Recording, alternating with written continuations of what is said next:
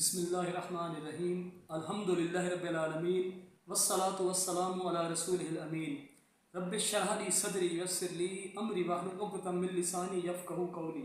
کل ہم ثنا اللہ سبحانہ و تعالیٰ کے لیے اور بے شمار درود سلام محمد صلی اللہ علیہ وسلم کی ذات اقدس کے لیے۔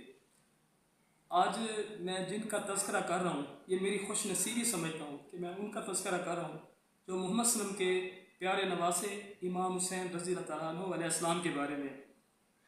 حضرت امام حسین رضی اللہ تعالیٰ عنہ وہ شخصیت ہیں جو کسی تعارف کی محتاج نہیں، بلکہ میں یوں کہوں گا، پہلی تو بات ہے کہ اللہ سے یہ دعا ہے کہ جو میں حق بات کروں اللہ اپنی رحمت سے قبول فرمائے، اور جو مجھ سے بشری تقاضے انسان ہوں غلطی کوتاہی ہو جائے تو اللہ اپنی رحمت سے مجھے معاف فرمائے، آمین الی الحق آمین۔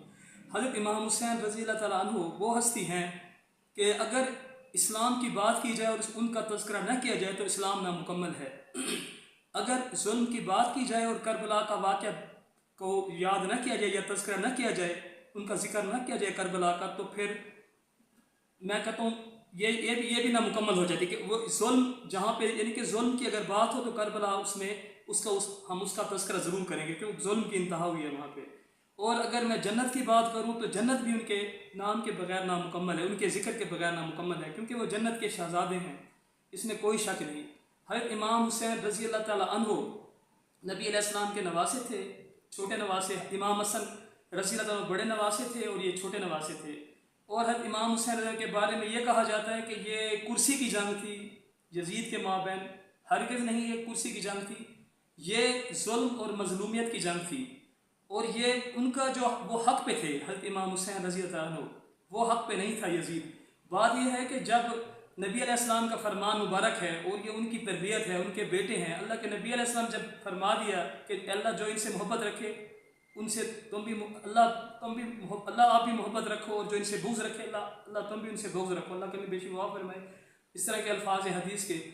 حضور علیہ السلام کی جو بات بتاتا ہوں، نبی علیہ السلام فرماتے ہیں کہ جو شخص اپنے آپ کو کسی عہدے کا اہل قرار دیتا ہے میں محمد صلی اللہ علیہ وسلم اس کو نااہل قرار دیتا ہوں۔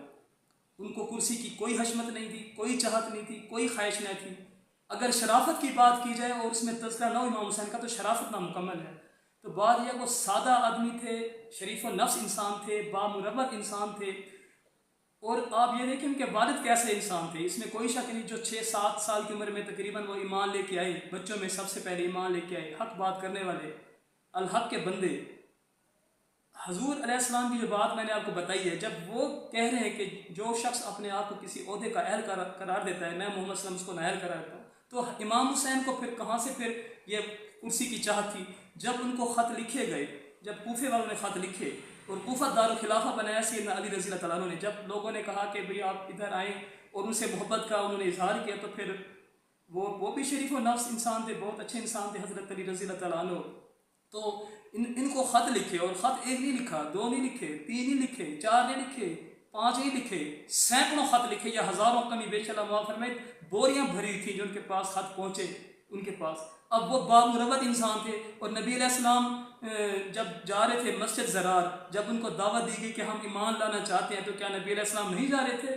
نبی علیہ السلام کو جب اللہ کی طرف سے وحی آئی کہ آپ وہاں نہ جائیں اور وہ آپ کو وہاں پہ قتل کرنے کا منصوبہ بنا رہے ہیں، تو پھر جب ان کو وحی ہے تو وہ نہیں گئے۔ اور مسجد زرار جس کو شہید کیا گیا، میرا خیال ہے جہاں تک میرے علم میں پہلی مسجد جس کو شہید کیا گیا اسلام میں، تو یہ کہ ان کو وہ نبی تو نہیں تھے نا حضرت امام حسین رضی اللہ علیہ السلام، کہ ان کو وحی آئی نہ جاتے وہ، اگر اللہ تعالیٰ کی طرف سے وحی آ جاتی کہ وہ آپ کو دھوکہ دے گا تو وہ کبھی بھی نہیں جاتے، لیکن وہ نبی نہیں تھے، اس لیے وحی تو سلسلہ رک گیا نا، نبی علیہ السلام تک ہوتا ہے وحی کا، نبیوں کو وحی آتی ہے۔ تو وہ جب ان کو خط لکھے، وہ خط لے کے آئے، وہ بوریوں کی بوریاں لے کے آئے، اور پھر آ کے پھر انہوں نے کہا، انہوں نے کیا کہ اے فلاں بن فلاں کیا تم نے مجھے خط نہیں لکھا، اے فلاں بن فلاں کیا تم نے مجھے خط نہیں لکھا، اور نام لے لے کے کہا اے فلاں بن فلاں کیا تم نے مجھے خط نہیں لکھا۔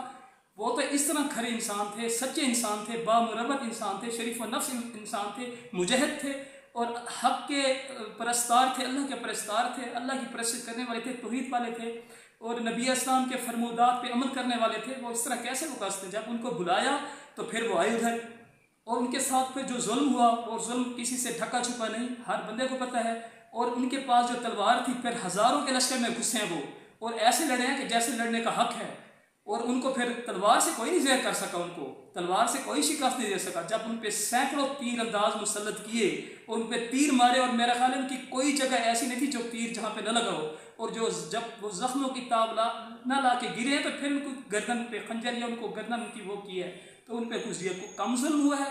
کبھی یہ سوچا کہ ان کے پاس جو تلوار تھی وہ تلوار نبی علیہ السلام نے حضرت علی رضی اللہ تعالیٰ عنہ کو دی تھی، اور وہ پھر تلوار حضرت حسن رضی اللہ تعالیٰ عنہ کو حضرت علی نے دی تھی، اور پھر حضرت حسن رضی اللہ تعالیٰ عنہ کو تلوار امام حسین رضی اللہ تعالیٰ عنہ کو دی تھی۔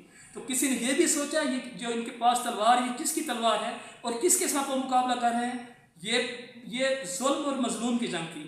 میں اس وقت ہوتا تو امام حسین رضی اللہ عنہ کے ساتھ ہوتا، اور میرے لیے سعادت تھی، میرے لیے خوشی تھی، اور میں اپنے آپ کو باسعادت سمجھتا، میں امام حسین رضی اللہ کے ساتھ اس وقت ہوتا۔ یہ تو اللہ کی طرف سے حکمت ہے کہ میں وہاں اس وقت پیدا نہیں ہوا، لیکن تاریخ میں یہ لکھا جائے گا کہ امام حسین رضی اللہ عنہ حق پہ تھے، وہ مظلوم تھے، وہ ظالم نہیں تھے، اور ان کو بلایا گیا، وہ بامربت تھے، ان کے ساتھ دھوکہ کیا گیا، اور جس کے ساتھ دھوکہ کیا گیا ہو وہ کیا مظلوم نہیں ہوتا؟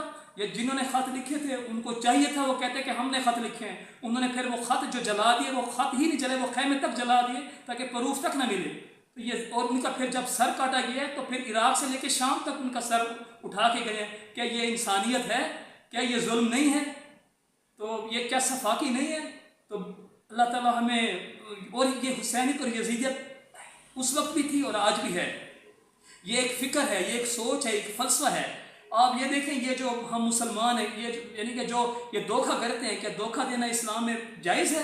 بالکل غلط ہے، 100% غلط ہے۔ یہ آپ دیکھیں فروٹ کیا دکھاتے ہیں، فروٹ کیا دیتے ہیں ریڈی والے کہ یہاں پہ امریکہ تو نہیں آ گیا، یہاں پہ یا کوئی اسرائیل تو نہیں آ گیا، یہاں پہ نریندر مودی تو نہیں آ گیا نا۔ تو یہ مسلمان ہیں، اوپر سے بچے رکھتے ہیں، نیچے گلے میں سیب ہوتے ہیں۔ یہ مسلمان دھوکہ دے رہے ہیں، دایاں ہاتھ دکھا کے بایاں مارتے ہیں، صحیح چیز دکھاتے ہیں پھر غلط چیز دیتے ہیں۔ اب یہ دیکھیں یہ پھر کہتے ہیں ہم حلال کما رہے ہیں، یہ حلال تو نہیں کما رہے ہیں، 100% حرام کما رہے ہیں۔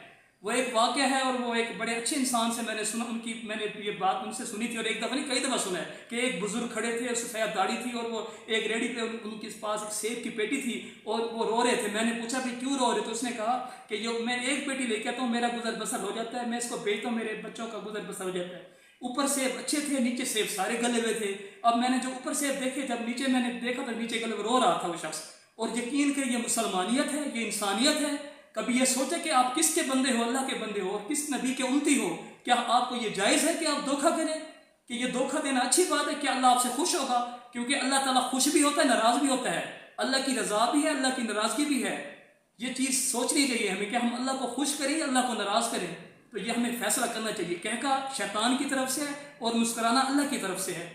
تو یہ چیز ہمیں سوچے کہ اللہ ہمیں دیکھ کے مسکرائے، اور اللہ تو ہمیں اس وقت دیکھ کے مسکرائے گا نا جب ہم دھوکہ نہیں کریں گے، رشوت نہیں لیں گے، ہم کرپشن نہیں کریں گے، انصاف کا ساتھ دیں گے، حق کی بات کریں گے، قرآن و سنت کی بات کریں گے، دین اسلام کی بات کریں گے۔ مجھے دکھ ہوتا ہے کہ آج 76-70 سال ہو گئے تقریباً، آج تک پاکستان میں اسلامی نظام نہیں آیا۔ کیا انہوں نے قربانیاں اس لیے دی تھیں، اس مقصد کے لیے تھی؟ اگر ایسا مقصد ہو تو پھر پاکستان نہ بنتا۔ پاکستان بننے کا مقصد تھا، پاکستان کا مطلب کیا؟ لا الہ الا اللہ۔ ہم حضرت عمر کے اس خلافت کو تو پسند کرتے ہیں، لیکن کیا ہم یہ نہیں پسند کرتے کہ یہاں پہ قرآن و سنت کا نظام ہو؟ ہمیں سوچنا چاہیے جو اذانیں آ رہی ہیں تو کہیں یہ شور تو نہیں؟ میں بات کروں گا، میری مقصد یہ نہیں کہ میں جس سینس سے بات کروں سمجھیں کہ یہ اذانیں جو آ رہی ہیں کہ شور تو نہیں؟ اللہ اکبر کے کیا مانی؟ اللہ سب سے بڑا، پھر ملک تو بڑا نہ ہوا، پھر رتبہ تو بڑا نہ ہوا، پھر کام تو بڑا نہ ہوا، پھر تو اللہ بڑا ہوا۔ اور جب اذان نمازیں پڑھتے ہیں کہ یہ نمازیں ہماری نمازیں، ہم اپنی ملتانی زبان میں کہتے ہیں چٹی، کہیں ہم چٹی تو نہیں بھگتا رہے کہ نہ ہم مقتدی کو امام سے جلدی زیادہ ہوتی ہے کہ وہ سجدے میں جلدی ہے تو جلدی سجدے سے سر اٹھاتا ہے۔ تو وہ حدیث ہے نبی علیہ السلام کی، اللہ کمی بیشی معاف فرمائے کہ بدترین چور وہ ہے جو نماز میں چوری کرتا ہے۔ اللہ تعالیٰ ہمیں بعمل کرے اور اللہ تعالیٰ ہمیں معاف فرمائے۔ وما علینا الا البلاغ المبین۔